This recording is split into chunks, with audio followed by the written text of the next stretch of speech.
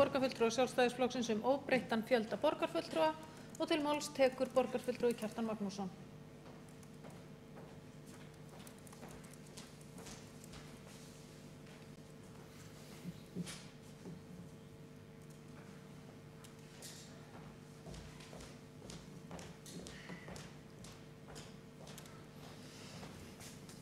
Já, forseti, góðir borgarfulltrúar, til máls tekur óbreyttur borgarfulltrúi Kjartan Magnússon og flytur hér fyrir hönd Sjálfstæðisflokksins tillögu óbreyttan fjölda borgarfulltrúa og hún hljóðar svo með leyfi forseta.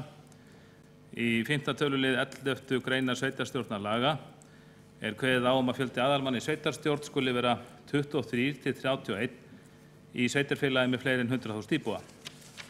Umrætt ákvæði sem taka á gildi í síðasta lagi í lok næsta kjörtímabils borgarstjórnar leggur það skyldur á herðar Reykjavíkurborgar að fjölga kjörnum borgarfulltrúum 53 til 107%. Borgarstjórn Reykjavíkur skorar á Alþingi að endurskoða umrætt lagaákvæði því skyni að borgarstjórn hafi sjálfdæmi hvort borgarfulltrúum verði fjölgað eða ekki. Og best að segja það strax að það hefur slæst smá villa þarna inn í tillöguna og þar sem stendur á í lok næsta kjörtímabils borgarstjórnar það á rauninni vera í upphafi eða við næsta kjörtímabil borgarstjórnar. Vegna þess að ákvæði í lögunum kveður á það að síst í næstu borgarstjórnarkosningum þá eigi að fjölga borgarfulltrúum í Reykjavík sem sagt upp í að minnsta kosti 23 úr 15 í 23 eða að minnsta kosti 53%. Það var svolítil umræða þessi mál á síðasta kjörtímabili. Á síðasta kjörtímabili var eins og menn minni til samþykkt ný sveitarstjórnarlög, fór fram víðtæk endurskoðun á þeim og samþykkt ný lög með ýmsum og gerðar ýmsar breytingar, sumar til góðs og aðrar ekki. Og við gerðum þetta undansetning á síðasta kjörtímabili við borgarfulltrúa Sjálfstæðisflokksins og töldum slæmt að það væri verið að skylda Reykjavíkurborg til að fjölga kjörnum fulltrúum með þessum hætti án þess að brýn nauðsyn bæri til. Okkur fannst þetta vera svolítil forsjárhyggja hjá ríkisvaldinu að skylda Reykjavíkurborg eitt sveitarfélaga til þess að fjölga borgarfulltrúum. Við gátum ekki séð að það var eitthvað voðið þrátt fyrir að borgarfulltrúar væru aðeins 15. Að vísu á síðasta kjörtímabili þá gagnrýndum við ýmislegt við stjórnun borgarinnar en höfum aldrei rakið til þess að hér væri borgarfulltrúar eitthvað of margir.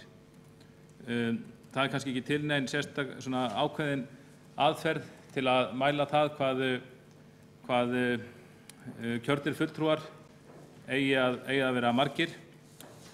Ein leið til þess þó að meta íbúana eða kjósendurna að baki hverjum borgarfulltrúa og í Reykjavík það þannig að hér eins og við vitum 15 borgarfulltrúar og 122.000 íbúar cirka, þannig að það um 8.100 íbúar að baki hverjum borgarfulltrúa og ég tel að íbúar hafi á tölvuöld auðvitað bara mjög tækifæri til þess að koma skilaboðum til okkar borgarfulltrúana. Við erum flestir ef ekki allir í fullu starfi við þetta og eins og við vitum fáum ýmsar ábendingar frá almenningi, það auðvelt að koma yfirleitt ábendingum til okkar og ég hef aldrei fengið kvörtun yfir því að minnsta kosti ekki frá almenningi að við fulltrúarnir séum og fáir. Hvernig þetta í öðrum höfuðborgum Norðurlanda sem við viljum gjarnan bera okkur saman við? Við eigum ég held að margir borgarfulltrúar hér hafi kynnt sér stjórnsýsluna með einum öðrum hætti í öðrum höfuðborgum Norðurlanda og líti jafnvel til þeirra sem fyrirmyndar einhverju leyti. Hvernig þessi farið þar? Jú, það er rauninni mjög svipaður fjöldi kjósenda á baki hverjum borgarfulltrúa. Í Stokkhólmi það 8.900 íbúar baki hverjum borgarfulltrúa, 7.300 í Helsinki, 11.000 í Oslo, 10.500 í Kaupmannahöfn og eins og ég sagði áðan 8.100 hér í Reykjavík. Þannig að við erum á svipuðu róli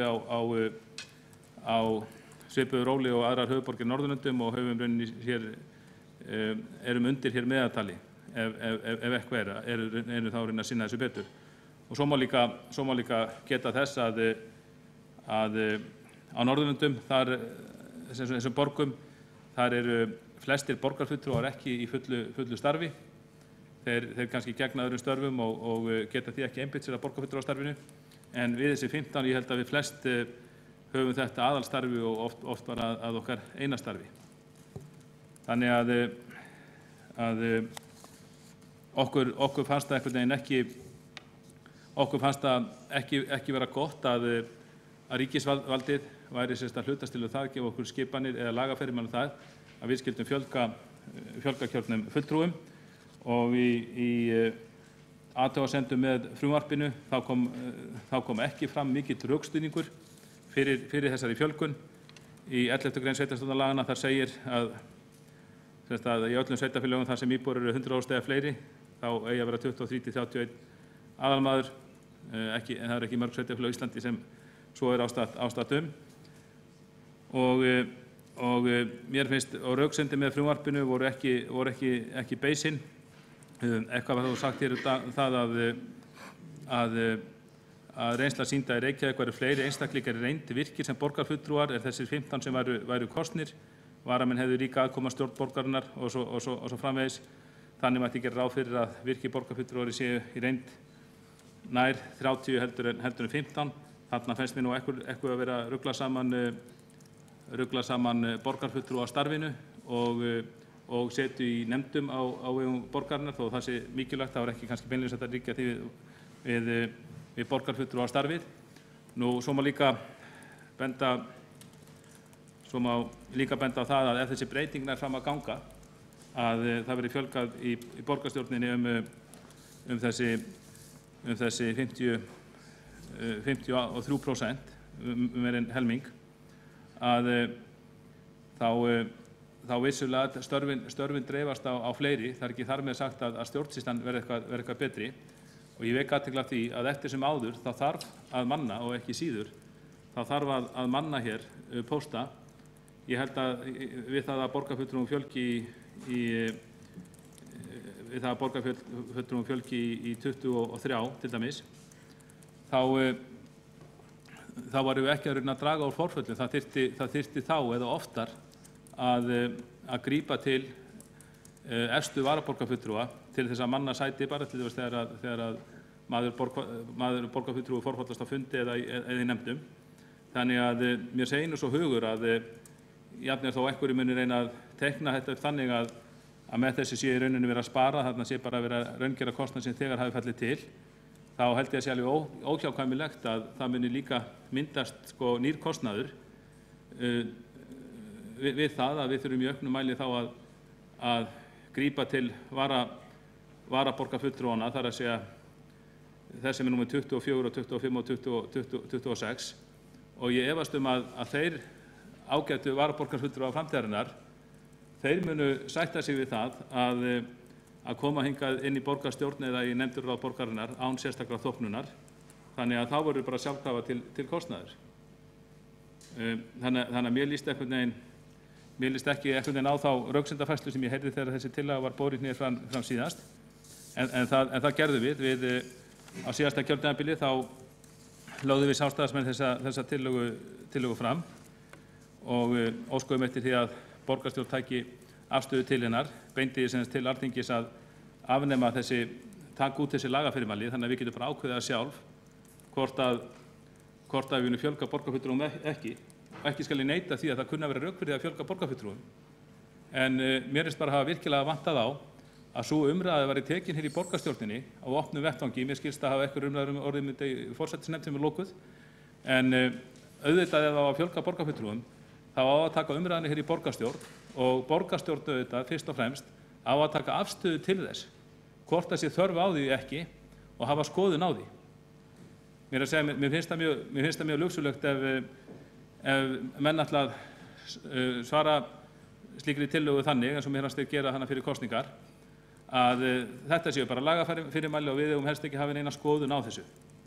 En það var einmitt gert síðast þegar þessi tillaga var upphaflega flutt sem sagt í maí á síðasta ári, þá var tillögunni vísað til forsætisnefndar af fulltrúum meirihlutans og það sagði í bókum meirihlutans að engin afstaða hefði verið tekin til ákvæða laga fjölgun borgarfulltrúa á vettvangi borgarstjórnar og telur meirihlutinn rétt að það bíði nýrrar borgarstjórnar. Og nota bene, það var sem þáverandi meirihluti sem lagði fram bókunina, borgarfulltrúar Besta flokksins eða Bjartar framtíðar og Samfylkingar og Vinstri grænna sem var þarna komin í meirihluta, sýnist mér.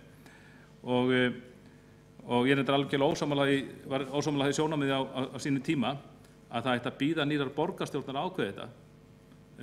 Auðvitað hefði ég mátt frekar færa rök fyrir því að gamla borgarstjórnin ætti að hafa skoðun á þessu, en auðvitað á bæði gamla og nýja borgarstjórnin eiga að hafa skoðun á þessum málum. En nú er sem sagt komið að því, nú kom nýtt kjörtímabil og á síðasta kjörtímabil þá vísaði meirihlutinn þessu til nýs kjörtímabils. Mér skilst að það er umræður sem mér er ekki kunnugt að neinar umræður af viti hafi farið fram í forsætisnefnd kosti og galla þess að fjölga borgarfulltrúum. Það verður ágætt þegar að formaður þeirra nefndar kemur upp og gerir grein fyrir afstöðu sinni.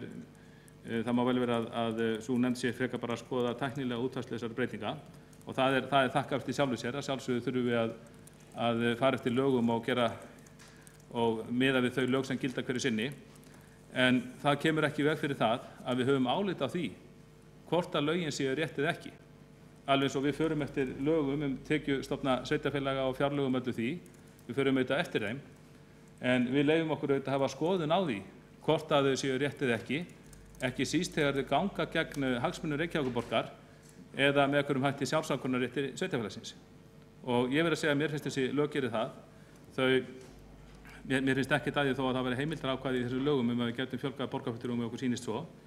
En það á ekki að taka umræðuna frá okkur. Mér finnst að við eigum að hafa þetta vald.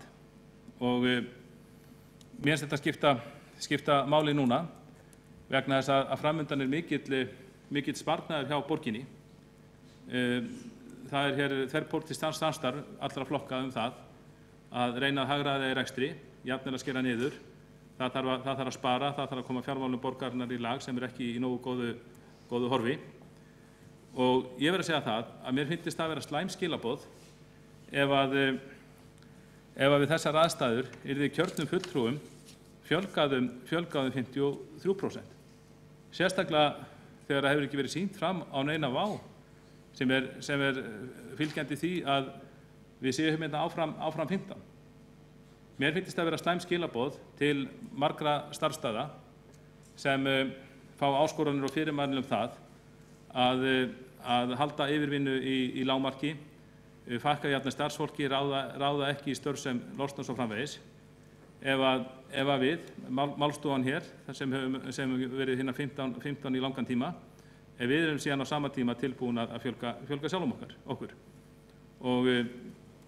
Og ekki skal í fullyrða að Alþingi breyti lögunum, en ég held að það væri að minnsta kosti að fara að sælla ef við notum þetta tækifæri hér til að lýsa áliti okkar á þessum lögum lagabreytingu og skoruðum á alþingismenn og Alþingi að draga hann tilbaka þannig að við getum ráðið þessu sjálf.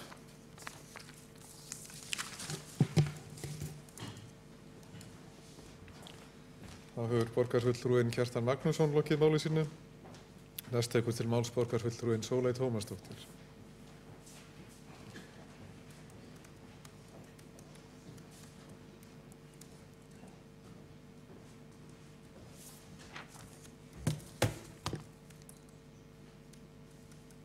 Forseti, góðir borgarfulltrúar. Þann 17. september 2011 samþykkti Alþingi ný sveitarstjórnarlög með öllum greiddum atkvæðum. Þar er kveðið á að borgarfulltrúar skuli verða að lágmarki 23, ekki seinna en í sveitarstjórnarkosningunum 2018. Hvorki borgarstjórn eða borgarráð hafa tekið afstöðu til málsins á neinu stigi, þó einstaka borgarstjórnarflokkar eða borgarfulltrúar hafi lýst skoðunum sínum bæði prívat og persónulega. Tillagan sem nú liggur fyrir var sett fram með sama hætti þann 7. maí 2014. Henni var vísað til forsætisnefndar með bókun borgarfulltrúa Samfylkingar, Besta flokks og Vinstri grænna að réttast væri að ný borgarstjórn tæki afstöðu til málsins. Forsætisnefnd hefur að sjálfsögðu fjallað málið á þessu kjörtímabili og borgarfulltrúi Kjartan Magnússon á að vita það. Oft og ítarlega hefur verið fjallað málið, meðal annars á 2 starfsdögum, þar sem við höfum fengið kynningar frá fulltrúum starfshópsins sem vann lögin, við höfum fengið kynningar frá stjórnsýslufræðingum og við höfum fengið kynningar frá skrifstofustjóra Alþingis mögulega útfærslu á þessu ástæður að baki lögunum og það hvernig hægt væri að aðlaga stjórnkerfið að breyttum aðstæðum. Það að mörgu að hyggja. Þetta viðfangsefni hefur gefið okkur tilefni til þess að ræða hlutverk og skyldur borgarfulltrúa, ræða fulltrúalýðræðið, ræða nefndarfyrirkomulag, ræða borgarkerfið. Þessum umræðum hvergi nærri lokið og þær snúast alls ekki bara tæknilegar útfærslur, heldur það sem að forsætisnefnd var falið að skoða og það hvernig við getum nýtt þetta og gert þetta án þess að þetta verði borgarkerfinu megn. Þessum umræðum sem sagt hvergi nærri lokið en það alveg ljóst að það hægt að fara mjög margar leiðir og alls ekkert víst að mikill umframkostnaður hljótist af þrátt fyrir ítrekaðar fullyrðingar borgarfulltrúa Sjálfstæðisflokksins eða borgarfulltrúa Kjartans Magnússonar þar né heldur að borgin bíði nokkurn skaða af breytingunum. Þvert á móti allt eins líklegt að breytingarnar geti orðið til góðs. Mig langar til að fara aðeins yfir þær spurningar sem við stöndum frammi fyrir en ég ítreka að það liggja engin svör við neinum af þessum spurningum. Ennþá erum við í miðju ferli að velta upp þeim spurningum sem við þurfum að svara. Svörin munu liggja fyrir þegar að lengra líður á vinnuna. Fyrst aðeins nokkrar staðreyndir.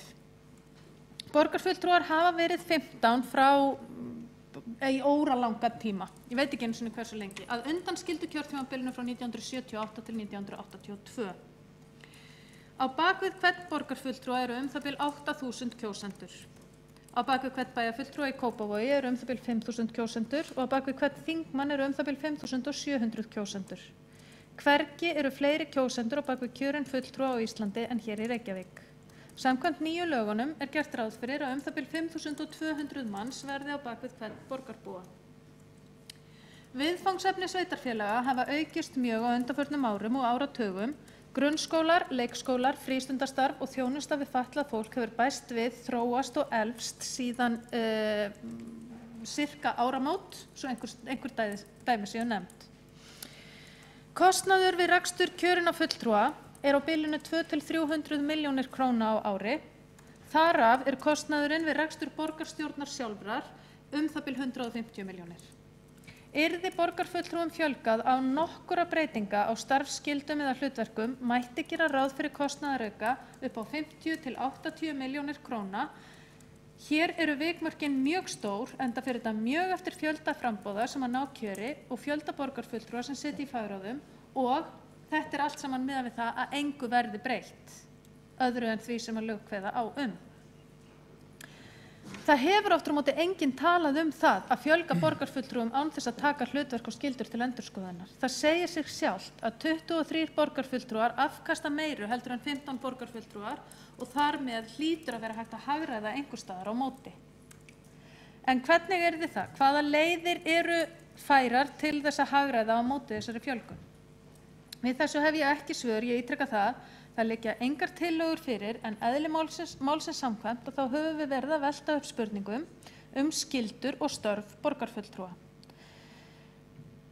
Til dæmis eðlilegt að við rekum hér í raun og veru þrefalt borgarkerfi.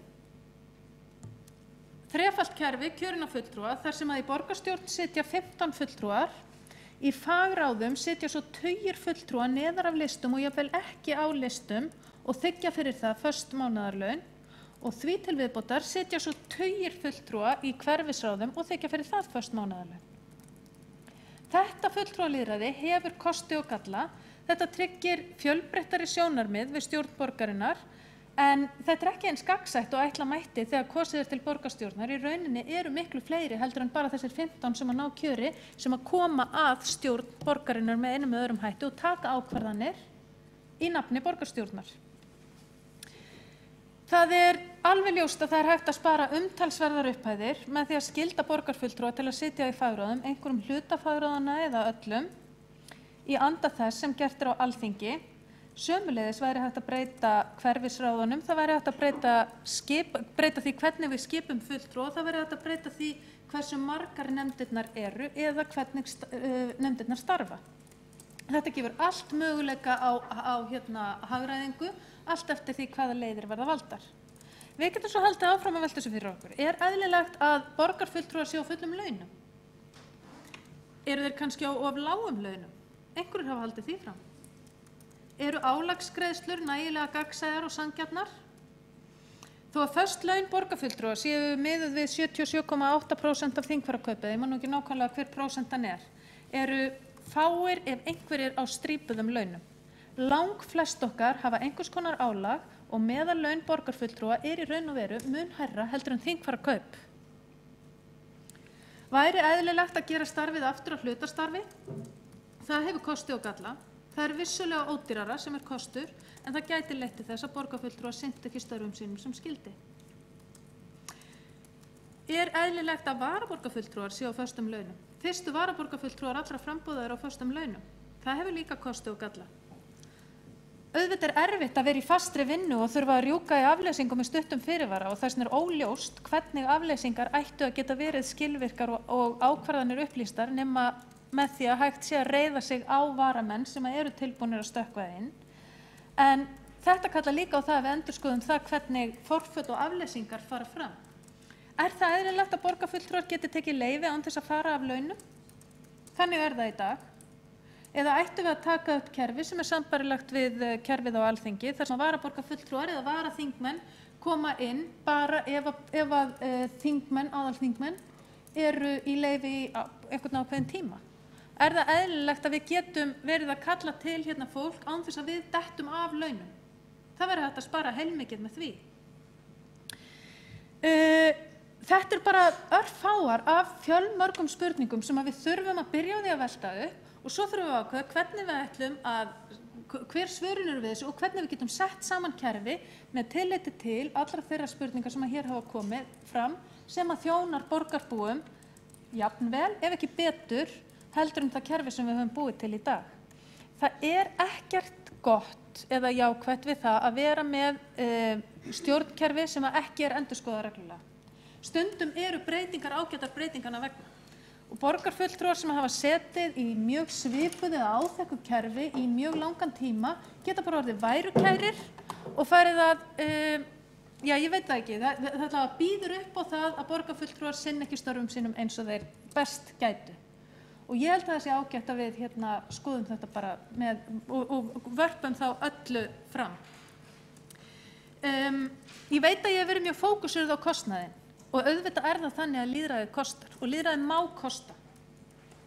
Auðvitað eðlilegt og sanngjarnt að við greiðum fólki fyrir þá vinnu sem í því felst að þjóna borginni og vera fulltrúar almennings hér og fara með stjórn borgarinnar. Auðvitað á það að kosta peninga og það sjálfsagt og eðlilegt að kerfið kosti. En það ekkert sjálfsagt og eðlilegt að það kosti meira heldur en annar rekstur borgarinnar. Það heldur ekkert sjálfsagt að við spörum meira í því heldur en í öðrum rekstri borgarinnar. Allt starf borgarinnar mikilvægt þar með talið borgarstjórn og lýðræðismálið hér.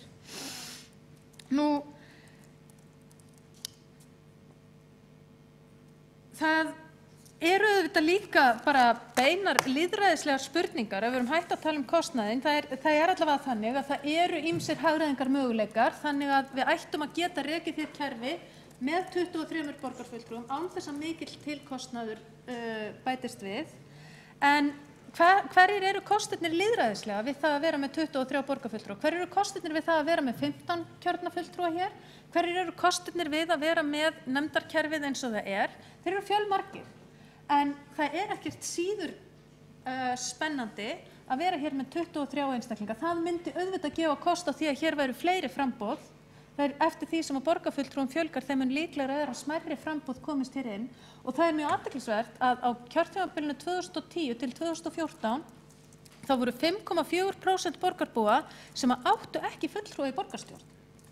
5,4% borgarbúa hafðu kosið önnur framboð en þau sem fengu fulltrúa hér inn og voru þar með borgarfulltrúalausir í raun og veru. Það alls ekki jákvætt og það fer eftir því hversu mörg framboðin eru sem eru í boði og hversu mörg sætin eru sem kosið Þannig eftir því sem borgarfulltrúum fjölgar, þeim mun líklegra að fleiri framboð sitji hér í þessum sal og þeim mun líklegra að ákvarðanirnar taki mið af fleiri og ólíkari sjónarmiðum og verði þar með betri. Þannig að almennt það talið að ákvarðanir sem byggja á fjölbreyttum sjónarmiðum eru betur ígrundaðar, þær eru unnar í meiri sátt og þær eru líklegri til þess að haldast heldur en ákvarðanir sem teknar eru af fáum og í miklum ágreiningi. Þannig að ég held að það sé mikill kostur. Svo getur maður líka velti fyrir sér, ef að borgarfulltrúar Sjálfstæðisflokksins eru svona áfram það að fjölga ekki borgarfulltrúum, hvort þeir myndi ekki bara leggja það til að þeir verið fækkað. Og hversu mikið þeir mætti þá fækka. Og ég ekki að velta þessu upp hér til þess að vera með einhvern útúrsnúning eða kalla á einhvern ágreining. Ég bara velti því fyrir mér hvað nóg. Ástæðan fyrir því að borgarfulltrúar Sjálfstæðisflokksins vilja ekki fjölga borgarfulltrúum svo að 15 sé hin eina rétta töfratala? Væri betra að þeir væru færri? Hvaða áhrif myndi það hafa? Það þá aðallega til þess að spara eða það mögulega betra lýðræðislega? Væri betra að hafa 7 borgarfulltrúa eða 3 eða 5? Þetta almenn stefna hjá Sjálfstæðisflokknum að vilja hafa færri kjörna fulltrúa að stjórna sveitarfélögum? Það þá þannig að borgarfulltrúarnir sjá fyrir sér að fækka kjörnum fulltrúum í öðrum sveitarfélögum? Myndu þeir vilja útvíkka þessa ályktun þannig að það yrðu færri í öðrum sveitarfélögum? Til dæmis í Kópavogi, þar sem eru ekki nema 5.000 íbúar á hvern kjörinn fulltrúa. Ég velti því fyrir mér og það ætti vænt að fá svör. Ætti að fækka alþingismönnum? Það eitthvað? Af hverju eiga alþingismenn að vera 63? Af hverju eiga borgarfulltrúar að vera 15? Af hverju eiga þeir ekki að vera 23? Af hverju ættu þeir ekki að vera 11 eða 9 eða 1 eða 7 eða 50? Af hverju töfratalan 15? Og af hverju má hún ekki vera 23? Ég verð að segja að í ræðu borgarfulltrúa Kjartans Magnússonar komu mjög fá ný rök fram. Það eina sem í raun og veru virðist vera krafturinn á bakvið þessa tillögu eða ástæðan fyrir þessa tillögu sú að borgarfulltrúin gefur sér að það verði dýrara að reka kerfi hér með 23 borgarfulltrúum heldur en 15. Og ég verð að segja að það finnst mér til marks svona kannski ekki mikla hugmyndaauðgi og ekki mikið af úrræðum eða svona frumkvæði. Ég held að við eigum að líta á þetta eins og við höfum gert í forsætisnefnd. Við höfum unnið öll saman að því í forsætisnefnd að leita leiða til þess að gera þetta almennilega. Og ég veit ekki hvernig borgarfulltrúi Halldór Halldórsson, sem því miður ekki hér, hefur verið í samstarfi, eða hvernig samstarf innan borgarstjórnarflokks Sjálfstæðisflokksins háttað. En ég allavega trúi því að við höfum öll verið að vinna þetta í góðri sátt og ég get ekki betur séð en að við komum stað einhverju sameiginlegri lendingu. Og ég verð að segja að mér finnst eiginlega frekar undarlegt að borgarfulltrúarnir skuli leggja þessa tillögu fram í fjarveru Halldórs Halldórssonar, borgarfulltrúa sem er í forsætisnefnd og hefur verið að vinna þessa vinnu og ætti með réttu auðvitað að vera talsmaður borgarstjórnarflokks Sjálfstæðismanna í þessum málum. En að þessu sögðu að þá hefur engin afstaða verið tekin, ég ítreka það hefur engin afstaða verið tekin til þess hvort að borgarfulltrúar eiga að vera 15 eða 23. Við vinnum bara samkvæmt þeim lögum sem ríkja í þessu landi. Það gert ráð fyrir að við verðum 23 eftir næstu kosningar. Okkur skylt að undirbúa það. Ákveða Alþingi eitthvað annað að þá kemur það bara í ljós og þá aðlögum við okkur að því. En eins og stendur að þá held ég að best væri að þessari tillögu yrði bara vísað inn í þessa vinnu forsætisnefndar og forsætisnefnd gæti þá bara metið það þegar að líður á vinnuna hvort hún telur æskilegt að fara fram á það að þessum lögum verið breytt eða gildistöku þeirra frestað.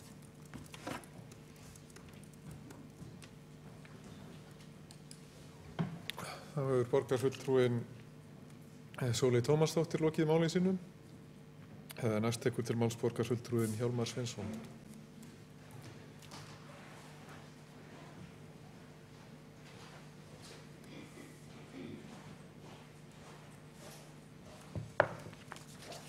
forseti og ágæta borgarstjórn. Þetta mjög góð umræða og leitt að hún skuli vera svona seint á dagskrá, klukkan farin að ganga 9.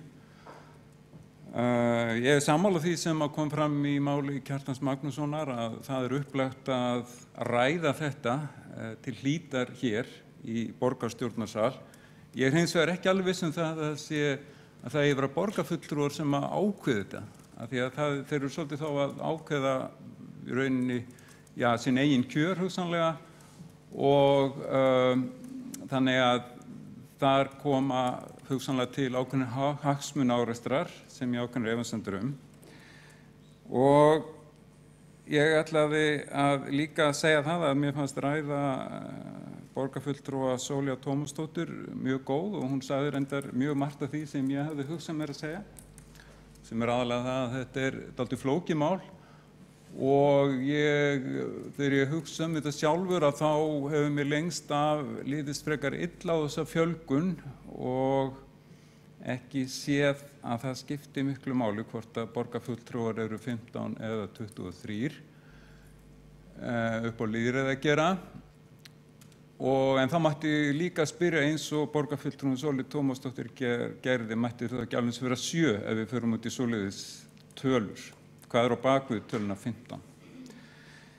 En ég tók til í gærkvöldi og renndi yfir ágæta bók eftir Gunnar Helga Kristinsson, nýútkomna, prófessor í stjórnmálafræði sem hefur sérhæft sig í þessu stjórnsýslustigi sveitarstjórnanna hér á landi. Hún heitir Hin mörgu andlit lýðræðis og við það að lesa hana þá uppgötaði ég sjálfur að þetta svona stærra og merkilegra mál en mig óraði fyrir og flóknara og nú ég alls ekki eins vissum og ég var fyrst að þetta væri vond hugmynd það að fjölga hér sveitarstjórnarfulltrúum. Nú held ég að það sé allavega nokkuð svona góð rök fyrir því sem við verðum að ræða. Og við getum kannski byrjað á því að pæla í því, af hverju ríkjum yfirleitt skipt niður í sveitarfélög?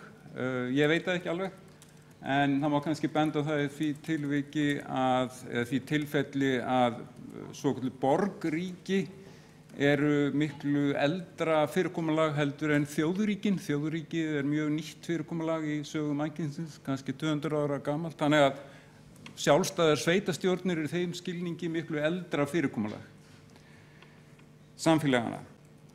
En algengasta röksemdin nú á dögum fyrir nauðsyn sveitarstjórna þau snúast aukna valddreifingu og auki lýðræði.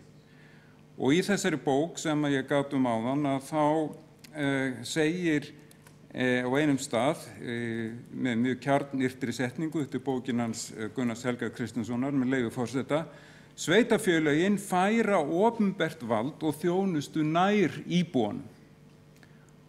Og ég held að við hljótum flest að geta og örugglega öll fallist á það að það dálítið mikilvægt atriði að færa opinbert vald og þjónustu nær íbúanum.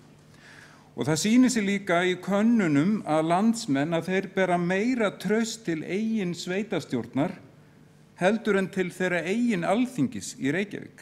Það segir líka eitthvað. Það væntanlega staðfesting á þessari meiri nánd við valdið og þjónustuna á sveitarstjórnarstiginu. En í sambandi við þessa lögbundnu fjölgun sveitarstjórnarfólks í Reykjavík þá langar mig að nefna tvennt og það kannski smá útúrdúr en ég fletti upp þessum nýju sveitarstjórnarlögum og þar í öðrum kafla fjallað hlutverk sveitarstjórnar og það reyndar gert í frekar fáum orðum og það sagt hér með leyfi forseta: sveitarstjórn fer með stjórn sveitarfélagsins samkvæmt ákvæðum laga þessara og annarra laga. Starfsemi sveitarfélags fer fram á einu stjórnsýslustigi leiði annað ekki með beinum hætti af lögum. Nú sveitarstjórn hefur ákvörðunarvald nýtingu tekjustofna, lántökur og ráðstöfun eigna og framkvæmd verkefna sveitarfélagsins. Sveitarstjórn skal sjá lögbundnar skyldur að þær séu ræktar og hafa eftirlit með því að fylgt sé viðeigandi reglum í störfum sveitarfélagsins og sveitarstjórn getur ályktað hvert málefni sem hún telur að varði sveitarfélagið Og svo að lokum sveitarstjórnin skuli gera sérstaka samþykkt stjórn og stjórnsýslu sveitarfélagsins og meðferð þeirra málefna sem sveitarfélagið annast. Ég ætla ekki að lesa meira upp úr þessum bálki, en þetta er skrifað svona, þá vitum við eitthvað meira hlutverk okkar kjörinna fulltrúa, en þá það önnur spurning sem er ekki síður mikilvæg og hún er svo hversu mikil völd hafa sveitarstjórnirnar, hversu mikil völd höfum við raun og veru ágætu sveitarstjórnarfulltrúar og þá vegna þess að það mikilvæg spurning vegna þess að forsenda þess að það hafi eitthvað gildi að kjósa sveitarstjórnarfulltrúa, það að segja okkur, svo að sveitarstjórnin hafi raunveruleg völd. Ef að sveitarstjórnar hafa svo til engin völd og þá hefur það ekkert gildi. Þá það bara einhver svona silkihúfu samkoma. Ef völd íslenskara sveitarfélaga eru skoðuð út frá hlutdeild þeirra í opinberum gjöldum miðað við sveitarfélag á Norðurlöndunum og þá kemur í ljós að hlutdeild íslensku sveitarfélagana miklu minna. Opinber útgjöld íslensku sveitarfélagana eru 29% en útgjöld landsstjórnarinnar 52%.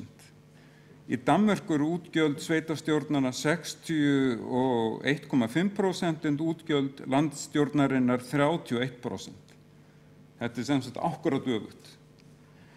Og þetta með svipuðum hætti þó ekki í alveg jafn róttækum hætti í Finnlandi og Svíþjóð. Hvað segir Gunnar Helgi Kristjánsson þetta? Hann segir að megin ástæðan fyrir þessu smáa hlutverki íslenskra sveitarstjórna í þjónustu og rekstri samfélagsins sú hvað þau eru mörg og það reyndi lítil og vanburðug að takast á við stór verkefni. Þau eru alls 75 ef ég man rétt og það virðist ekki vera mikill vilji til að breyta því jafnvel að þó að allmörg sveitarfélög hér á landi lifi hálfgerðu sníkjulífi á öðrum sveitarfélögum í gegnum jöfnunarsjóð. Gunnar Helgi bendir á að það af þessu stafi, af þessum vanmætti og valdleysi íslenskara sveitarfélagi stafi ákveðin vandi.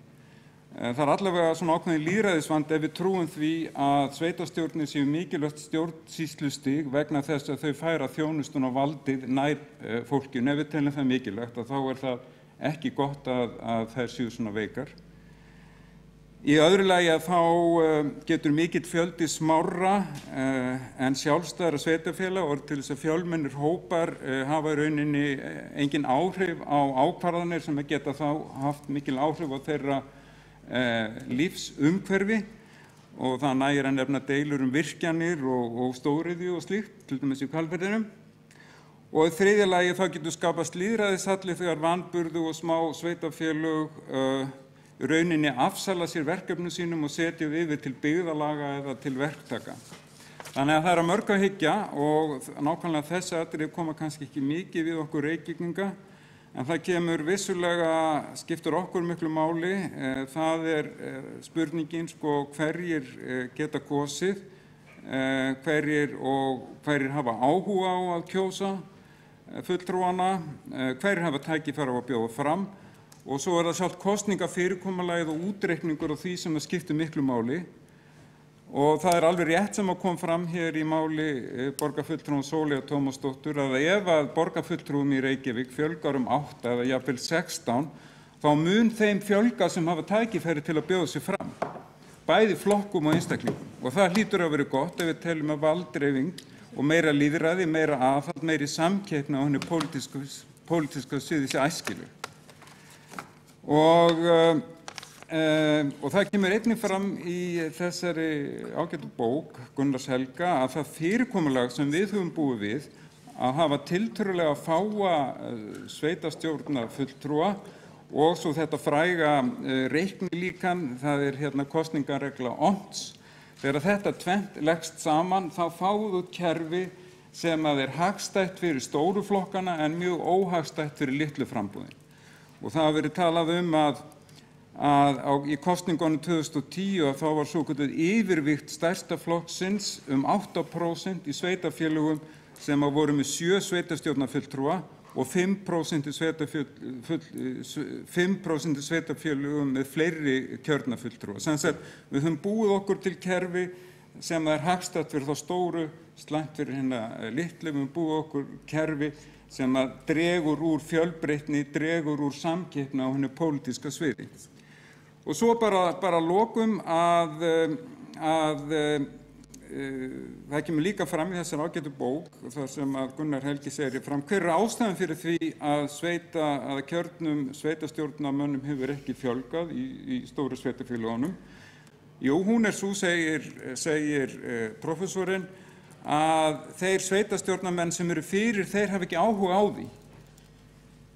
Af því að það breytir kerfinu sem þeim hagstætt. Það breytir hérna, og það kannski ástæðan fyrir því að Sjálfstæðisflokkurinn hafa sínum tíma ekki mikinn áhuga á því, af því að Sjálfstæðisflokkurinn náði allavega tvisvar, þrisvar ef ekki 4 sinnum á sínu langa valdatímabili meirihluta kjörinna fulltrúa með minnihluta atkvæða. Og það líka rannsókn sem að sýnir fram á það að þegar þetta kerfi að þá getur meiri segja myndast meirihluta, eða getur einn flokkur ná hreinu meirihluta með aðeins 44% atkvæða.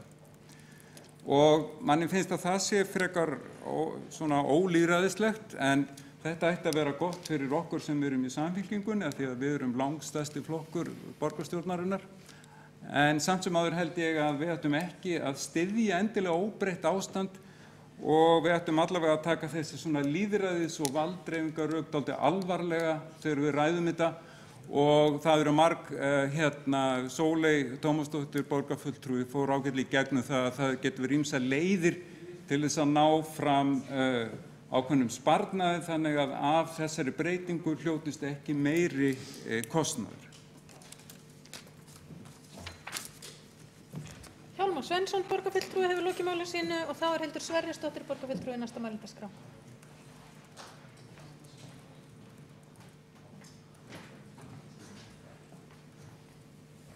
Forseti, góðir borgarfulltrúar, þetta finnst mér frábær umræða og mikilvæg.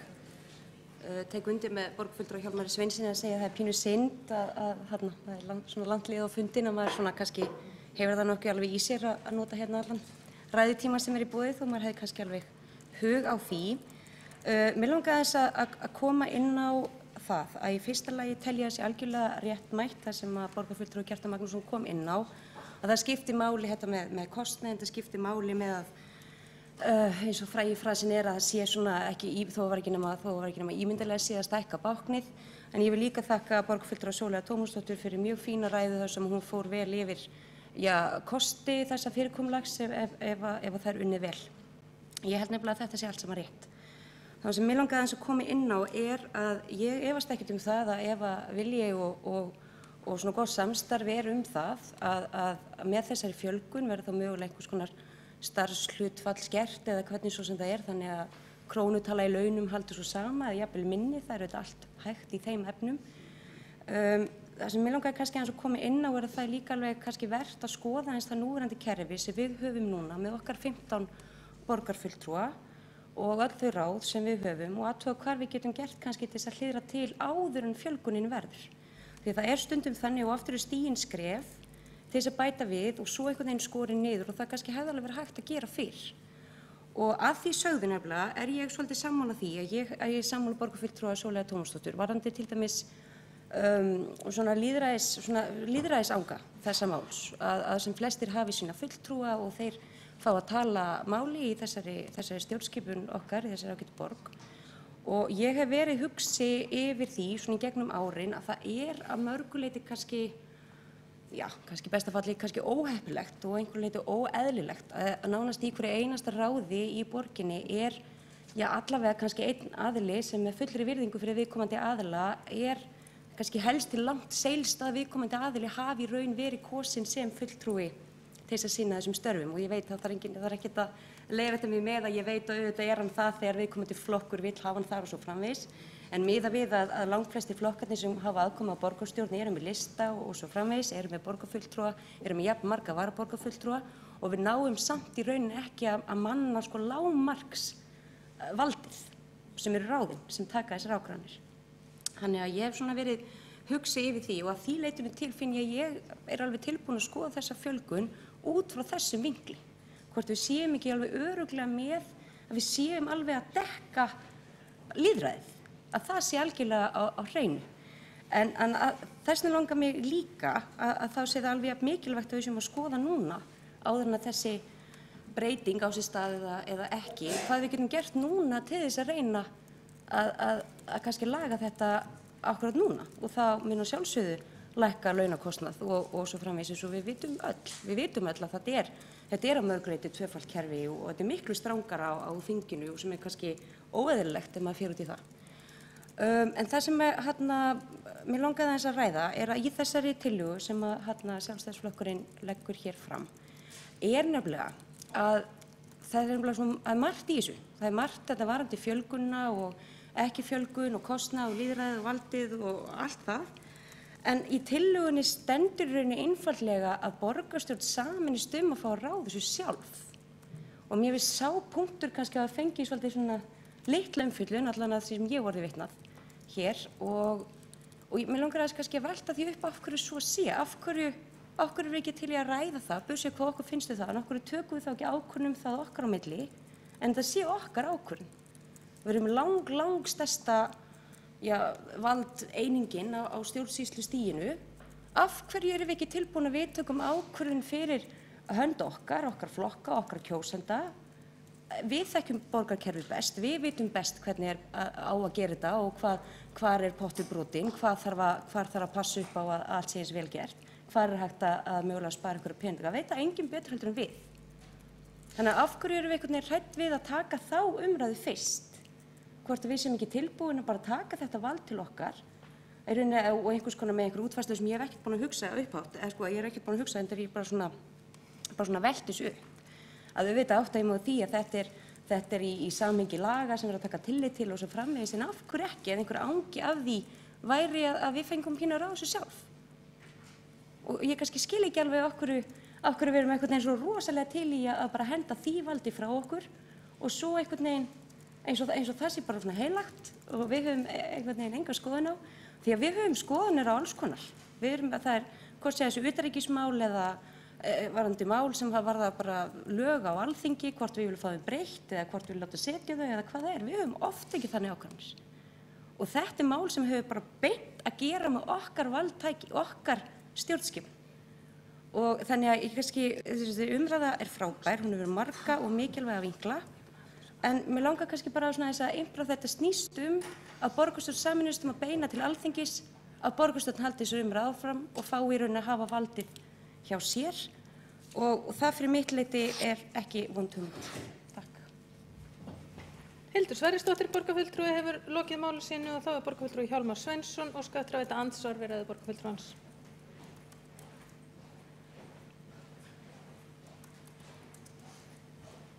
Já, forseti ágæta borgarstjórnendur og í rauninni ekki andsvar, þetta er svona meðsvar meira, en að því mér finnst borgarfulltrúin Hildur Sverrisdóttir að hún kom ekki inn á það sem ég var að reyna að nefna, að það er kannski ekki alveg sjálfgefið að það sé sveitarstjórnarfulltrúarnir sem að ráða þessu vegna þess að þetta er einhvern veginn þeirra hagsmunir. Það er allavega ein spurning sem við þurfum að spyrja okkur og allavega er þetta sett fram í þessari bók Hans Gunnars Helga að það sé ekki tilviljun að þessu aldrei verið breytt og það sé meðal annars út á hagsmunum sveitarstjórnarfulltrúanna sama í hvaða flokki þeir svo sem eru. Þannig að það er allavega óhætt að setja eitt spurningamerki, ég er ekki að fullyrða neitt, ég bara setja eitt spurningamerki við það hvort að það sé alveg örugglega við sjálf sem eigum að ákveða þetta. Já. Hjálmar Sveinsson, borgarfulltrúi, hefur lokið að veita andsvar, þá er andsvarum lokið og Halldór Auðar Svansson, borgarfulltrúi, næstur á mælendaskrá.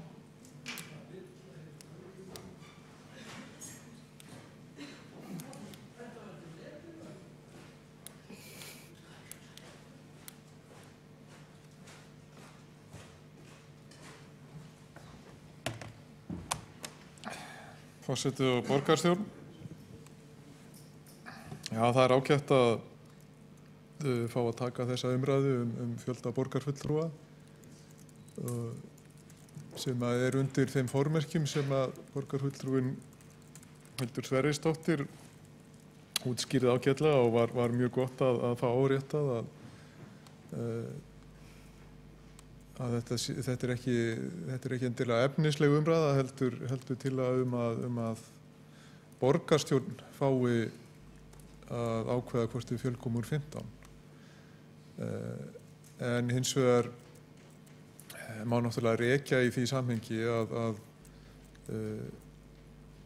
lögin eru náttúrulega sveitarstjórnarlög og hafa verið í áratugi með tilskilið lágmark og hámark.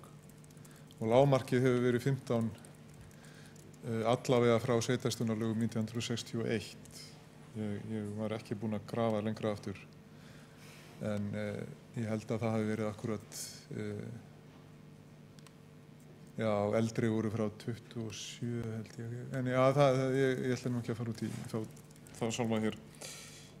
61 allavega og hámark síðan 27, en þetta hefur borgarstjórn bara nýtt sér einu sinni, heimild til að fara frá þessu lágmarki. Það var vinstri stjórn sem var hér 78 til 82 sem að fjölgaði upp í 21, en svo gerði Sjálfstæðisflokkurinn það að kosningamáli að lækka aftur niður í 15 og stóð við það þegar Sjálfstæðismenn náðu aftur völdum undir forystu Davíðs Oddssonar 82 og þeir hafa verið 15 síðan. Og svo þessum lögum náttúrulega breytt eins og hérna hefur verið útlistað 2011 og þá er þakið sett, að lágmarkið sett aðeins hærra í fyrsta sinn. Þannig að þetta er í rauninni þannig að það er ekki verið að bæta við einhverjum kvöðum í sjálfu sér eða reglum. Það er bara tilfelli að það er verið að breyta reglunum þannig að það er allt í einu farið að hafa íþyngjandi áhrif á okkur miðað við ástandið sem við höfum búið við. Og það náttúrulega leiðir til þess að þetta verður að umræðuefni hér og hefur greinilega verið og var á síðasta kjörtímabili. Það er reyndar áhugavert að heyra borgarfulltrúan og málsflytjandann hér, Kjartan Magnússon, rekja það að það hafi verið sett fram bókun það að næsta borgarstjórn ætti að taka afstöðu. Mér var ekki kunnugt það. Ég hef gengið dálítið út frá því og líka í vinnunni sem að borgarfulltrúin Sóley Tómasdóttir rætti, sem að hefur verið í gangi á vettvangi forsætisnefndar að það væri svona sæmileg sátt það hér að fara í þessa fjölgun og það hefur verið unnið út frá því í forsætisnefnd en engin umræði í borgarstjórn hingað til, þannig að það er kannski bara mjög tímabært akkurat að taka hana.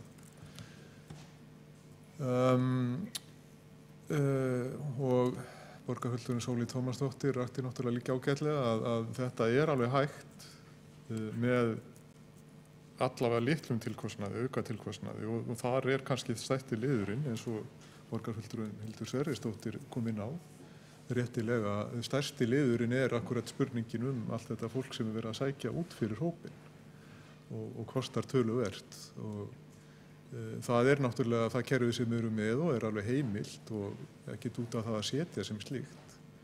En akkurat ef það farið út í fjölgun verður ennþá minna tilefni til þess en núna að manna þessar stöður með þessum hætti.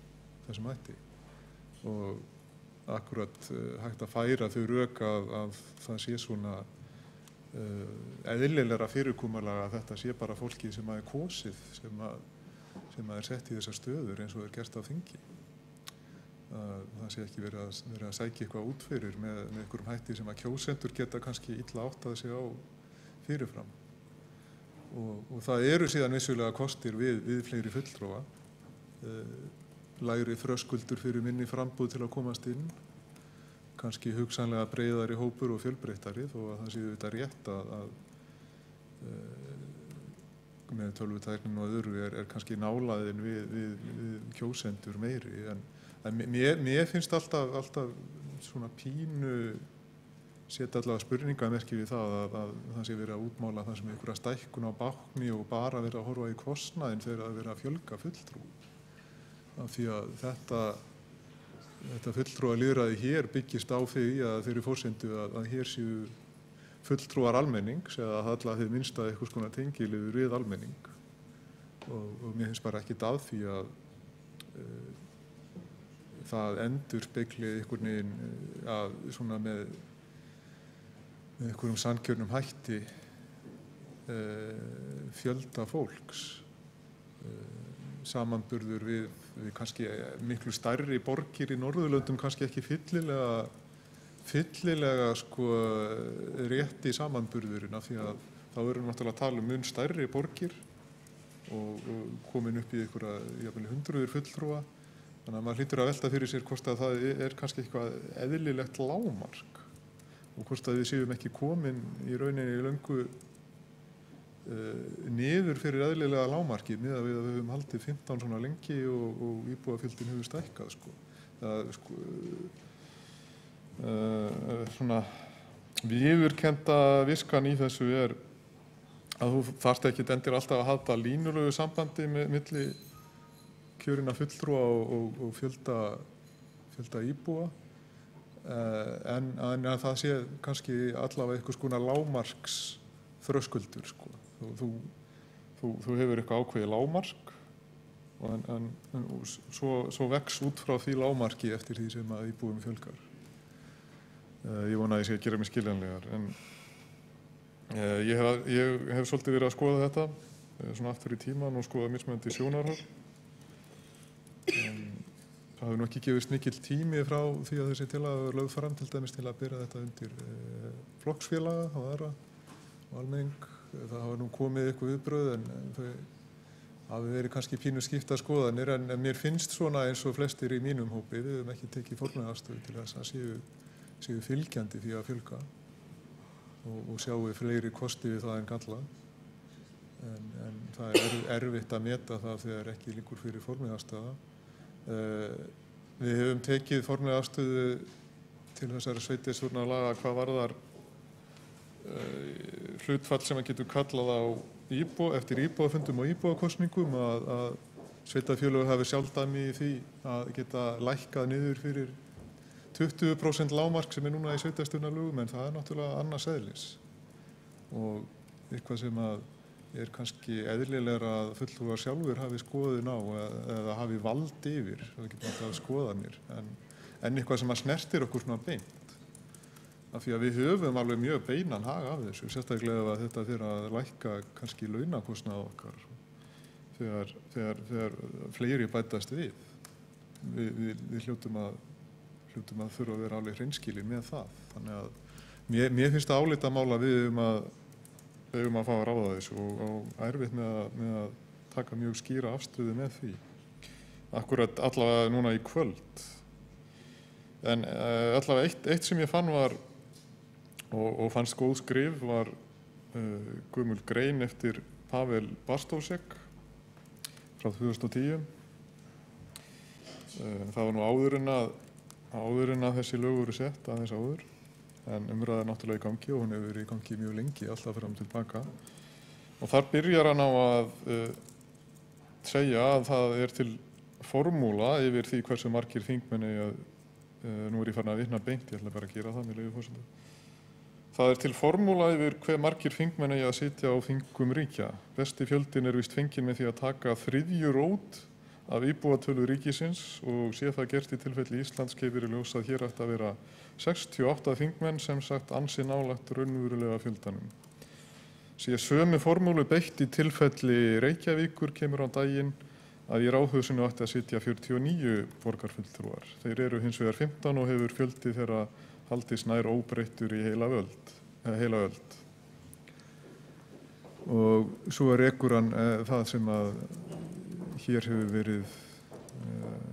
verið rakið líka hvort það ekki verið eðlilegt að fulltrúum væri fjölgað og þeir væru mannaðir bara af fulltrúum og ekki verið að sækja út fyrir hópinn og jafnvel fjölga nefndum og ráðum og svo framvegis. Þannig að það er ýmislegt álitamál í þessu og hafa alltaf verið skiptar skoðanir. En þannig að, eins og ég segi, ég fagna mjög umræðinu og finnst eiginlega að það hefði mátt ræða þetta á vettvangi borgarstjórnar mun fyrr. Og og kannski mögulega undir aðeins kannski opnari forsendum en hér eru þessi nákvæma tillaga sem að eins og ég segi mér finnst ég ekki alveg hafa skýrt umboð til að taka afstöðu til. En ég þakka allavega fyrir í bili. Takk. Halldór Auðar Svansson, borgarfulltrúi, hefur lokið máli sínu og þá tekur borgarfulltrúi Björn Blöndal til máls.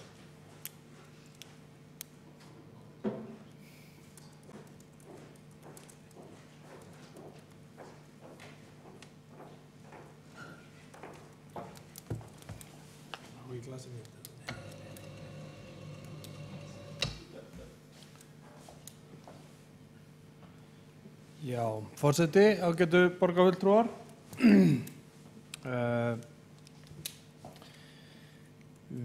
Já, ég tek undir það sem hefur verið sagt, það er ágætt að ræða þessi mál hér á vettvangi borgarstjórnar. Eins og hefur nú kannski komið fram þá, já, við erum semst að ræða það hvort að það sé, þetta er á svona í nokkrum lögum, eins og lagkaka, hvort að borgarfulltrúar eigi að vera 15, hvort þeir eigi að vera 23,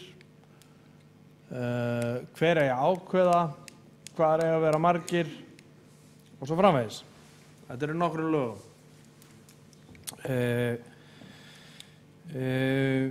Það er, já, eins og við vitum, ég meina þeir eru 15 í dag, það er lágmark, okkur er heimilt að fjölga þeim, ef við skildum rétt og það sem breytist með nýju sveitarstjórnarlögunum sem voru samþykkt þarna fyrir nokkrum árum er að lágmarkið hækkar í 23. Við megum hafa á fleiri ef við viljum. Og í dag er þetta þannig að fulltrúarnir eru 15 en þeir eru samt í raun og veru 21. Það er 15 svona í aðri deild, í efri deildinni og svo eru 6 í neðri deildinni. Og þeim er ætlað að gera svona nokkurn veginn það sama og efri deildinni en þeir fá bara minna borgað. Og það er auðvitað ákveðin sparnað falin í því. Það getur verið ágætis system. Nema fyrir þá, kannski. Sem að lenda í neðri deildinni. Þeir geta kannski unnið sig upp einhvern tímann í efri deildinni og fengið á full laun, svo kölluð, fyrir vinnu sína. Það er ágætis, já ég veit ekki, mér finnst þetta svo sem ekki sérstaklega basic kerfi. Ég held að við gætum alveg, sko ég held að af því að við erum nú að ræða þetta út frá þessum kostnaðar, ég ímynda mér að borgarfulltrúar Sjálfstæðisflokksins sem að leggja þetta til hér séu fyrst og fremst að hugsa kostnað og það er auðvitað alltaf snúin umræða, sko, samspil kostnaðar og lýðræðis og hvað má lýðræðið kosta og má borga einhverjum fyrir að vera virkur þátttakandi í lýðræði og öll svo spurning. Ég held að það sé að gera að fólk sé á þokkalegu launum við að sinna fulltrúa lýðræði og ég held að það sé kostur að fólk geti einbeitt sér að þessu starfi af fullum krafti. Og ég hef nú séð, sko, að það getur verið ansi snúið að samræma þetta ef að þetta er einhvers konar áhugamál. Það getur verið ansi snúið að samræma það vinnu.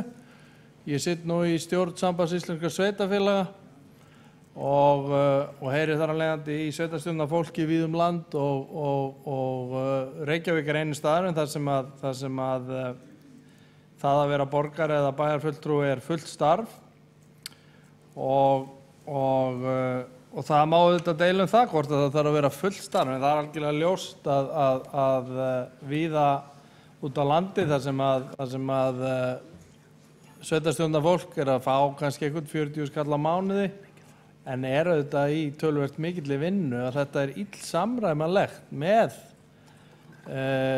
því að sinna fullu starfi og sinna fjölskyldu.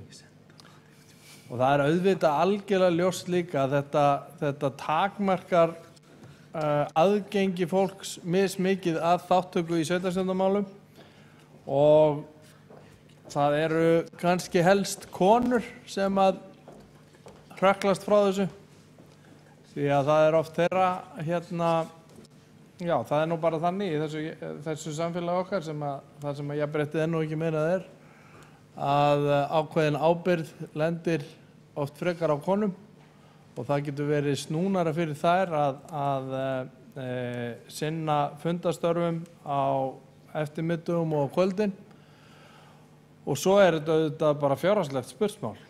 Það er náttúrulega sjálfu sér heppilegast að vera ríkur miðaldra kall í þokkalegu stjórnunarstarfi ef þú ætlar að taka þátt í sveitarstjórnarmálum út á landi. Það er bara þannig. 40 til 55, 60 ára í stjórnunarstöðu. Getur ráðið þínu tíma sjálfur. Það er nú bara þannig. Það er auðvitað ekki þannig sem við viljum hafa það. Varðandi ákvörðunarvaldið hver á ákveða fjölda borgarfulltrúa, þá kom nú borgarfulltrúa Halldór Auðar Svansson ágætlega inn á það. Það er auðvitað, hér er verið að ræða lágmark og ég held að það sé ágætis viðmiðun að sem sagt, samkvæmt landslögum þá sé ákveðið lágmark og það gangi yfir öll sveitarfélög. Það sé eitthvað lágmark út frá íbúafjölda eða öðru slíku. Einhverjum eðlilegum viðmiðum og svo sé sveitarstjórninni á hverjum staði sjálfsvald sett hvort hún vilji fjölga fulltrúunum í fulltrúalýðræðinu. Fjölga þeim sem að koma að ákvörðunartökunum með beinum hætti. Ég held að þetta sé ágætis kerfi. Ég held líka, sko, það er alveg eðlilegt að velta fyrir sig hvort að þessi fjöldi borgarfulltrúa, hvort að það hafi eitthvað upp á sig að fjölga þeim eða ekki. En eins og ég rakti hér áðan þá er auðvitað talan sem við erum að vinna með í dag, hún er raun og veru brengluð af því að við erum með efri og neðri deild borgarfulltrúa. Og það er system sem í raun og veru er algjört bull og við getum mjög hæglega eins og borgarfulltrúi Sóley Tómasdóttir kom hér inn á í ágætri ræðu sinni hagað málum þannig að það verði engin kostnaðarauki af þessari fjölgun. Engin. Það skiptir mjög miklu máli. Og jafnframt að hver og einn borgarfulltrúi sé ekkert að fá endilega minna borgað en hann gerir í dag. Því að þetta er ágætis laun en þetta er engin ofurlaun. Þetta er ágætis laun og það er líka skiptið máli að fólk sé svona sæmilega fjárhagslega sjálfstætt í þessu starfi. Þetta er fulltrúalýðræðið sko bara svona brothætt kerfi og fjöldi, ef að fjöldi fulltrúa á bara miðasti kostnaða þá er þetta bara, já þá kannski bara ódýrast að hafa eitthvað svona 5 manna öldungaráð. Hlutastarf, 5 kallar í stjórnunarstöðu, aldrinum 40 til 55 ára, 60 sér vel. Menn geta komið hérna og ákveðið þetta allt fyrir okkur annars lagið. En ég held að það sé ágætt að þetta lágmark verði hækkað. Þetta er sístækkandi borg og ef við ætlum að vinna með þetta fulltrúalýðræði þá er eins gott að það séu bara einhverjir fulltrúar að taka þátt í þessu. Og það á ekki vera markmið okkar að einhvern veginn vera alltaf að reyna að takmarka fjöldaðir og fækka þeim og að þeir séu svo ómúlegir og dýrir. Þá er fulltrúalýðræðiskerfið bara ekkert málið, þá skulum bara finna eitthvað nýtt system. En ég held að sé mjög fínt bara að vísa þessu til forsætisnefndar og fjalla málið þar, undirbúa eitthvað meira. Þetta kemur svo hér inn bara, kannski með reglulegum hætti. Og fagna því bara að það sé verið að ræða þetta hér. Takk fyrir. Borgarfulltrúi Björn Blöndal hefur lokið máli sínu og fleiri hafa ekki hvatt sér hljóðs. Jú, borgarfulltrúi Kjartan Magnússon hefur hvatt sér hljóðs.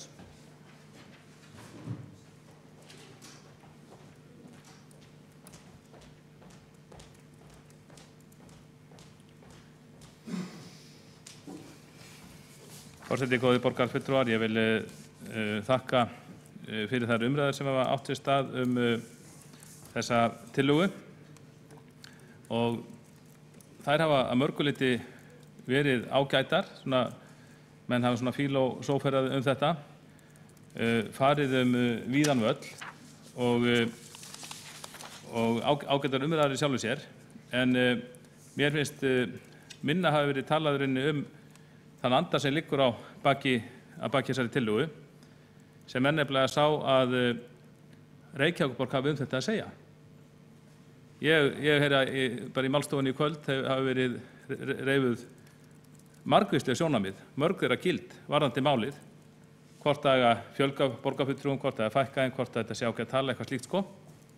En mér finnst ekki alveg koma efni tillögunar við beinlinis að því leyti að henni ætlað bara að auka völd borgarinn í þessu máli, að borgin hafi sjálfsákvörðunarrétt það, hvort það verði farið út í slíka breytingu eða ekki. Síðan, mér finnst mikilvægt að þessi tillaga verið samþykkt, borgarstjórn skorið á Alþingi með þessum hætti og fái þetta vald til sín, þannig að þessu ákvæði, þessi lögbundna ákvæði verði bara breytt í heimildarákvæði. Og síðan getum við tekið þessa umræðu hér á mörgum fundum, hvort að við viljum fjölga okkur eða fækka eða hvað sem vera óbreytt. En ég verð að segja þessu, mér finnst að mér finnst lítið leggjast fyrir fulltrúa meirihlutans þegar þeir svona með einhverjum hætti ætla hér að koma sér undan því að taka afstöðu í málinu og vísa til þess að Alþingi hafi bara sé búið að taka þessa ákvörðun fyrir okkur og eftir þeirri ákvörðun Alþingis verði bara unnið. Ekki hikum við í öðrum málum, sem fjölmörgum málum þar sem Alþingi ákveða hluti fyrir okkur. Ekki hikum við í þeim málum að koma okkur upp afstöðu, auglýsa þá afstöðu, skora á þingið, láta rödd okkar heyrast og allt miðar auðvitað því að við höfum sem ríkastan sjálfsákvörðunarrétt í okkar málum.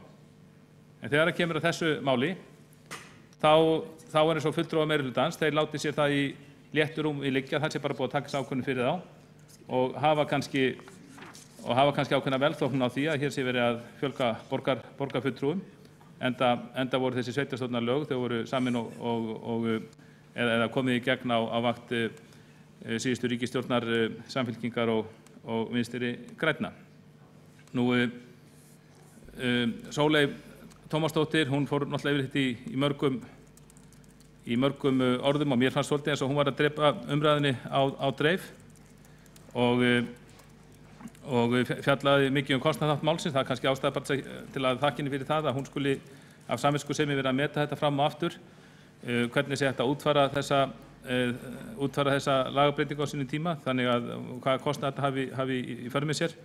Ég held að sé ljóst að mér finnst mjög líklegt að þetta mun hafa kostnaðarauka í för með sér og veit ekki, ég hef ekki trú á þessum rökum sem komið fram að 23 til 30 borgarfulltrúar ættu að afkasta meira en 15 og því ætti að hægt að vera að hagræða eitthvað á móti.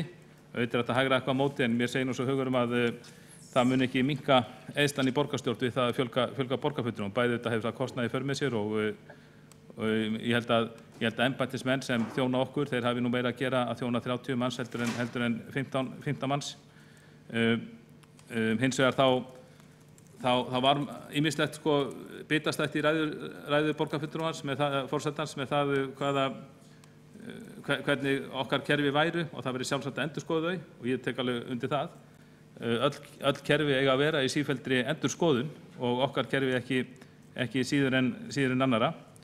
Mér finnst sjálfsagt að taka þá umræðu að starf okkar verði aftur gert að hluta starfi. Ég held að þetta hafi verið svona miðað við að flestir hafi gengt þessu í fullu starfi svona frá í 10-11 ár, frá 2004 ég man rétt og það var á það bent, ég var einn af þessi bent á það á sínum tíma, það gæti falið í þessu ákveðna hættu við það að við hér í borgarstjórninni atvinnupólitíkusar og það væri alveg kostur við það að við værum út í bæ og værum að sinna okkar störfum þar og værum síðan bara í hlutastarfi hér. Borgarstjórnarfundir eru þá 5 á daginn. En ástæðan náttúrulega fyrir því að þessu var breytt á sínum tíma var það að það var á það bent hvað eftir annað það væri erfitt það væri sumleiti bara erfitt að fá fólk í pólitík sem væri í krefjandi starfi annar staðar vegna þess að þessi vinna þyrfti alltaf að bætast við vinnutíma þar. Þyrfti að bætast við vinnutíman í hádeginu, borgarstjórnarfundir hér byrjuðu klukkan 5 á daginn og væru fram á nótt. En mér er sjálfsagt að skoða þetta. Auðvitað væru ákveðnir kostir í því fólkinu að fólk sem væri hér í borgarstjórn væri líka störfum út í atvinnulífinu og kæmi þá með sjónarmið þaðan hingað.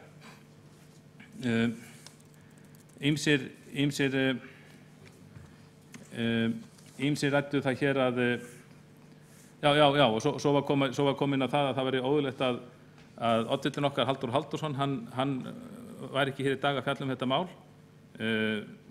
Ég skil nú ekki þessa athugasemd. Það hefur margoft komið fram síðast í Morgunblaðinu í síðustu viku í sérstakri umfjöllun þetta mál þar að Halldór styður ekki þessa fjölgun borgarfulltrúa sem er framundan og stendur auðvitað þessari tillögu með okkur þá hann sé ekki hér á fundinum. Nú varðandi, og það var síðan athyglisvert að heyra hvað hlusta á ræðu Halldórs Auðars Svanssonar borgarfulltrúa þetta sem sagði að hann hefði talið að það væri hér sameiginleg sátt málið og það kom fram í honum og fleiri sem sagt að það væri vonandi hægt að stækka eða fjölga borgarfulltrúum að þess að stækka báknið. En þá vil ég bara segja á móti, reynslan er ólíknust. Ég vísa bara til þingmannanna. Þeim hefur fjölgað mjög verulega á undanförnum áratugum og fjölgað í ákveðnum áfengum og ef maður kynnir sér þá sögu þá var það næstum alltaf tekið fram þegar þeim fjölgaði alltaf nokkur í einu. Það var alltaf sagt að það væri bara óverulegur kostnaður við að fjölga þeim. Þegar maður lítur á kostnaðinn bara við starfrækslu Alþingis þá sér maður að það ekki rétt. Það hefur verið stór hækkun á kostnaði við rekstur Alþingis sem hefur algjörlega farið eftir fjölguninni þar. Við sjáum okkar eigið stjórnkerfi. Það er líka reynslan ólíknust. Það hafa ýmsar breytingar verið gerðar hér á stjórnkerfinu. Það hefur alveg verið endurskoðað. Það hafa ýmsar breytingar verið gerðar á því síðustu 10-15 árin og margar af þeim breytingum átt að vera án aukakostnaðar. Ég man vel eftir því fyrir svona cirka 10 árum þegar að Dagur B. Eggertsson var formaður stjórnkerfisnefndar og reyndi að sannfæra okkur það að þær breytingar sem verið þá framundan, þar sem var fjölgað í ráðum úr 5 í 7 og eitthvað niður á stofnuð og önnur lögðu niður og eitthvað þannig að þetta ætti bara að koma út á par eitthvað svoleiðis. Það hefur þetta ekki staðist. Ef við sjáum bara kostnaðinn við reksturinn á stjórnkerfinu hjá okkur, þá er hann þanist út. Þannig að þrátt fyrir góðan ásetning borgarfulltrúa vil ég trúa að það sé hægt að breyta hérna stjórnkerfinu og fjölga í nefndum og svo framvegis án þess að kostnaður aukist mikið, þá hefur það bara ekki staðist. Þrátt fyrir góðan ásetning, þá hefur kostnaðurinn þanist út eins og hann hefur auðvitað tilhneigingu til að gera í opinberu kerfi en menn gæti þess ekki. Og ég er hræddur að sama að gerast hér að Björn Blöndal borgarfulltrúi lagði mikla áherslu á það að borgarfulltrúar væri 15 en í raun væri þeir nær því að vera 21. En ég segi það bara aftur sem ég sagði áðan, ef við fjölgum þeim upp í 23 og tala ekki fleiri, þá mun samt áfram verða þörf fyrir varaborgarfulltrúa. Menn munu þáttur að borgarfulltrúum verið fjölgað, þá mun fólk samt halda áfram að forfallast á fundum og það þarf að mannast sæti þeirra. Og ég er ekki viss að varaborgarfulltrúarnir á næsta kjörtímabili, þeir verði sem þurfa þá væntanlega fyrstu varaborgarfulltrúar á næsta kjörtímabili þurfa væntanlega oftar að hlaupa í skarðið þegar að borgarstjórnin er stærri heldur en gera núna. Ég veit ekki hvort að þeir verða reiðubúnir til að vinna ókeypis þá vinnu, frekar en þeir eru tilbúnir þetta ágæta fólk til að vinna ókeypis vinnuna núna. Þannig að mér finnst þetta, en það má auðvitað ræða, mér finnst þessi rök sem hafa komið fram, að minnst kosti hef ég ekki verið sannfærður það að kostnaður minni standi staði að lækka við að fjölga borgarfulltrúum. Ég held að þetta móti hann mun aukast. En aðalatriðið er auðvitað bara það að við eigum að hafa sjálfdæmi þetta, borgarstjórnin í Reykjavík, við eigum ekki að hlíta fyrirmælum þetta frá Alþingi, hvað við eigum að vera mörg. Ef við viljum fjölga okkur þá kannski megum við gera það. En ég held að málið sé þannig vaxið að meirihlutin hér, eða þessi ráð í meirihlutanum, þeir líti með velþóknun til þess að borgarfulltrúum verði fjölgað, en þor ekki að koma fram með þá ákvörðun, þor ekki að verja þá ákvörðun svona opinberlega, heldur kjósa að vísa til þess að sé búið að taka ákvörðun, hún hafi verið tekin af Alþingi og hlaupa þá í felur með sína raunverulega skoðun. Borgarfulltrúi Borgarfulltrúi Kjartan Magnússon hefur lokið máli sínu og borgarfulltrúi Hjálmar Sveinsson hefur óskað eftir að veita andsvar við ræðu borgarfulltrúans. Forseti, ágæta borgarstjórn, þetta var sérlega lágkúrulegur endi á ruglingslegri ræðu og ég tek eftir því að borgarfulltrúinn Kjartan Magnússon forðast til dæmis að nefna það einu orði sem var þó dálítill þráður í umræðinni hérna áðan. Það sem voru engar alhæfingar, bara spurningar. Ég setti mitt mál meira fram í spurningum. Ég játaði það að ég hefði haft ákveðna neikvæða skoðun á þessu. Síðan þegar ég fór að kynna mér þetta og lesa fræðimenn, þá komst ég að því að þetta væri kannski eitthvað til í þessu að lýðræðisrökin og valddreifingarrökin væru gild og einnig aukin samkeppni á hinu pólitíska sviði, fleiri smærri framboð eigi möguleika með fleiri kjörnum fulltrúum að láta til sín taka. Og þessi orð borgarfulltrúans eru honum til skammar, hvernig hann dregur umræðuna sem að þessum fólk á heiðarlegan hátt að opna sig, vera með málefnilega umræðu hérna, niður á mjög lágt stig. Og það er sorglegt og borgarfulltrúinn ætti að venja sig á það að sýna tilraun til málefnalegrar umræðu aðeins meiri virðingu. Borgarfulltrúi Hjálmar Sveinsson hefur lokið að veita andsvar, það svara borgarfulltrúi Kjartan Magnússon andsvari.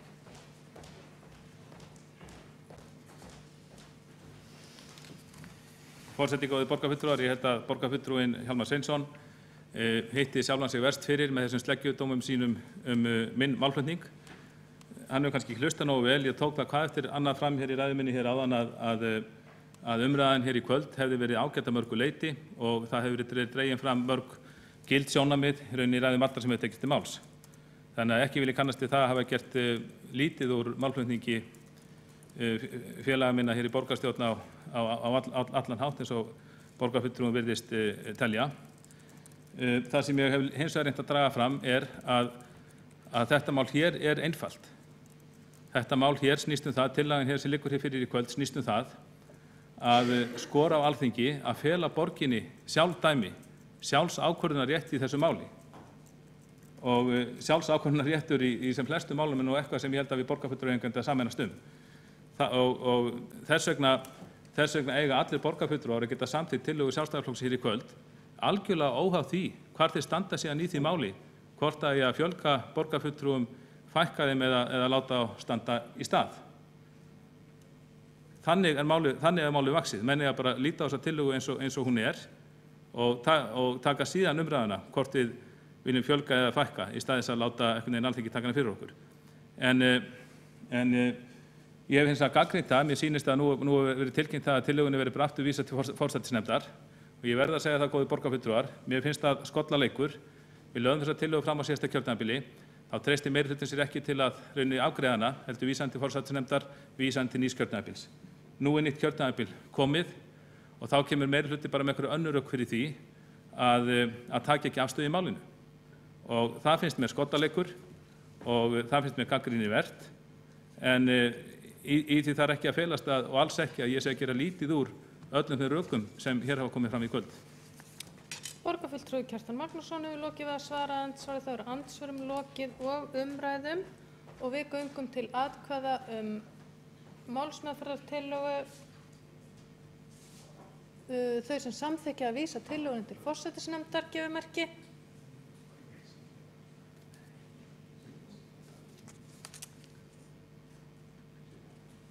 Hvað gerir Sjálfstæðisflokkurinn? Já, og þau sem á móti kunna vera, það er samþykkt með 11 atkvæðum. Og fólk áskilur sér rétt til bókana hér. Við göngum til 5.